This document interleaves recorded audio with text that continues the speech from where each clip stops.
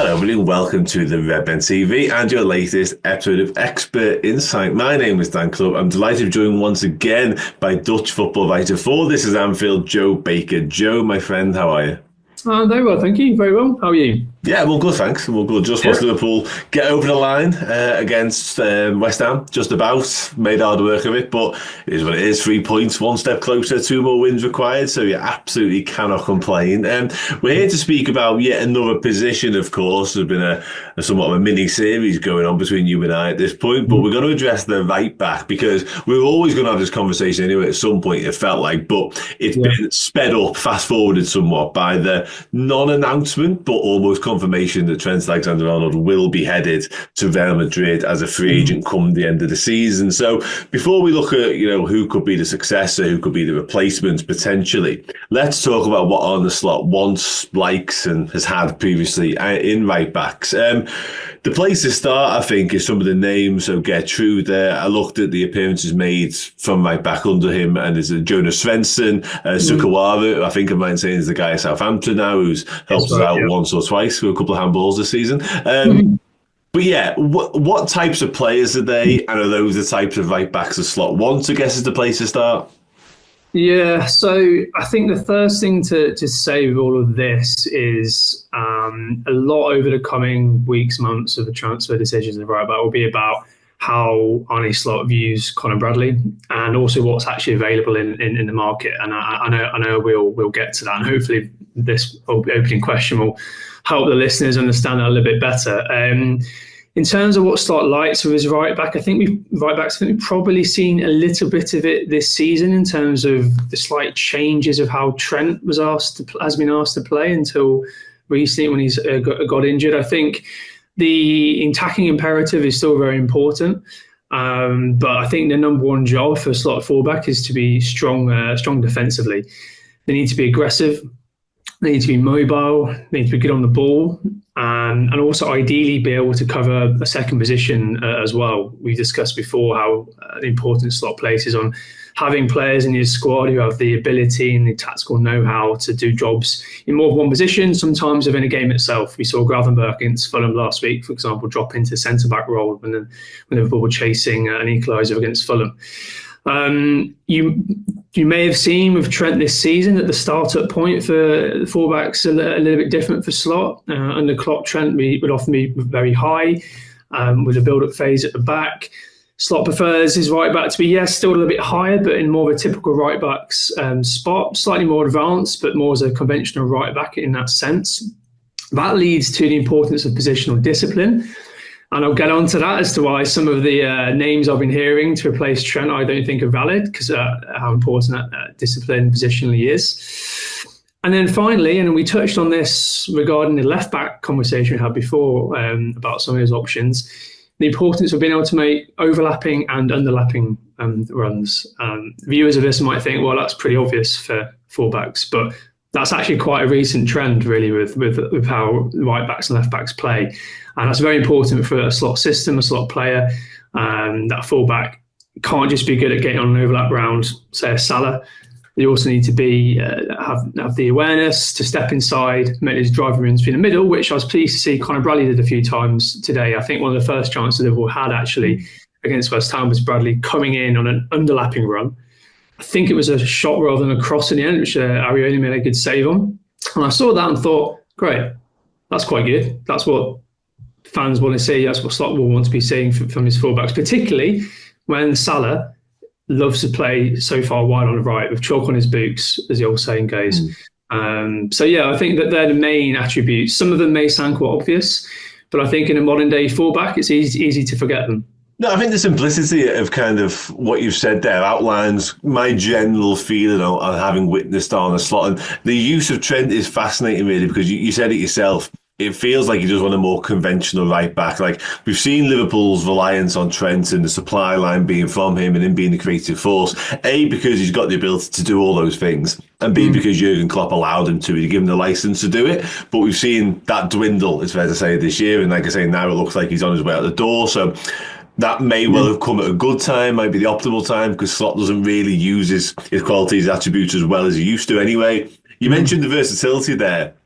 And we've seen that largely due to Trent's absence and obviously Conor Bradley's lack of fitness as well. But Yeah. we've seen Curtis Jones, we've seen Joel Quansah. Do you think that is something because, again, it's been forced upon him? But I say often, this season, I've often wondered whether Slot would do a midfielder in there. I know we've seen James McConnell do it away at Plymouth at one point, but it does feel as though that DM to right back switch is a really, really obvious one for a Slot right back in particular. Maybe, certainly in terms of the capabilities on the ball, but I would be quite concerned if Liverpool didn't invest in a right back this summer because Slot wants to use one of his midfielders there instead and signing another midfielder. I think Curtis Jones could do a job there, but I don't know what you think, but I thought he looked a little bit out of place against Fulham. I think Liverpool are better off signing either, and this is what I said at the start about Conor Bradley, if Slot is committed to Bradley as the future right back, then sign a younger or a similar age of Bradley, a fullback who's still developing for less money. We'll get to some examples, I know, who Slot can train up, learn the role, and then maybe compete with Bradley. Or if you're not sure about Bradley, you spend a bit more on someone who's more established and who can come in.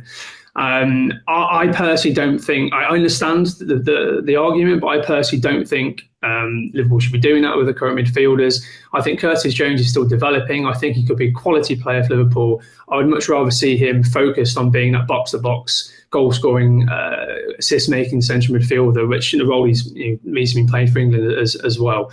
There's other options in the squad as well. I mean, Joel Quansah that has played there a few times, but again, I want to see him growing into that right centre-back role.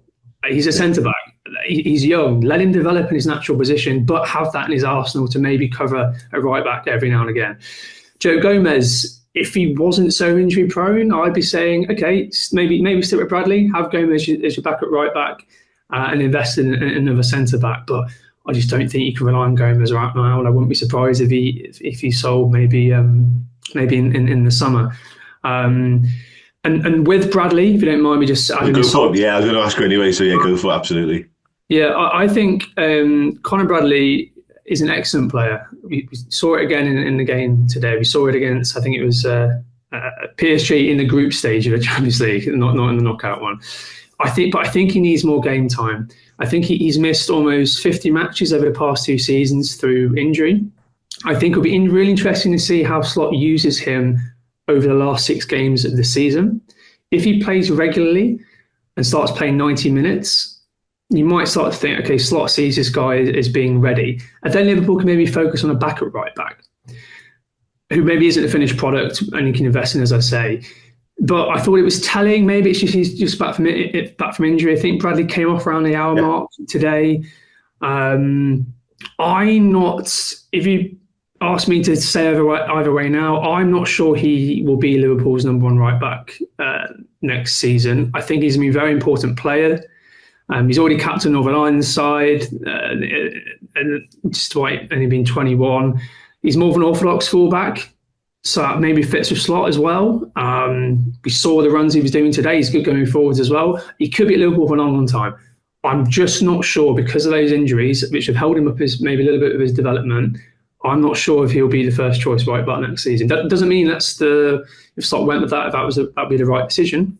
A lot of people think he should be. But right now, if Trent were to leave, I don't think there's an obvious first choice right back who's ready right now within that current Liverpool squad. No, it's interesting that, and I was going to ask you exactly that, really. But you touched on it there. I don't think that necessarily is particularly damning on Conor Bradley's ability. And I don't think it means a die is cast on his Liverpool career either. But it is that, is he ready now? And it's interesting. I was going to push you, but I'll ask you anyway. You kind of said it, but is that mainly due to the injury track record? Because let's have it right, it's not a pretty one. Interestingly enough, I often make reference to this, so I'll do it now for the purpose of conversation. He actually had a 50-odd game season at Bolton 2 seasons ago. Yep. So what's happened since doesn't make a whole load of sense injury-wise, but it's there for all to see. So it's not the wrong thing to say if your doubts are mainly due to the fact that he hasn't been able to put a proper prolonged run of fitness together. Yeah, I just think that he needs to prove he can do it with Liverpool now. He needs to have a consistent run of games. It's not necessarily his fault. Even if he had been fit, Trent was a first choice right back. It's a shame because you've got someone who could be up and ready to go next season. Right. But if Liverpool want to compete on multiple fronts for trophies, you want to have two strong options maybe in every position. I think Bradley could be the first choice right back for a decade. Yeah. I think next season is maybe one season too early. We can get to what that means for the positions later in the conversation, but the physical nature of Slot's players is so important. I wrote an article with This Is Anfield a couple of weeks ago about all the work that's been done behind the scenes with the medical staff to create these training plans for each people on individual levels so they can reach that high levels of fitness. It's one of the reasons Liverpool hired Slot, is because his really high performance levels in terms of squad fitness and readiness and a low injury record. I think even despite the recent injuries, Liverpool are still in like the bottom quarter for the number of injuries. So Bradley needs to prove. I'm just reading between the lines here what I've seen with Slot. I think Slot will want Bradley to prove that he can play a consistent number of games before he'll be chosen as the first choice right back. And people might not like that, but I might be wrong. But that's how I see it, I think. And proof will be in the pudding, I guess.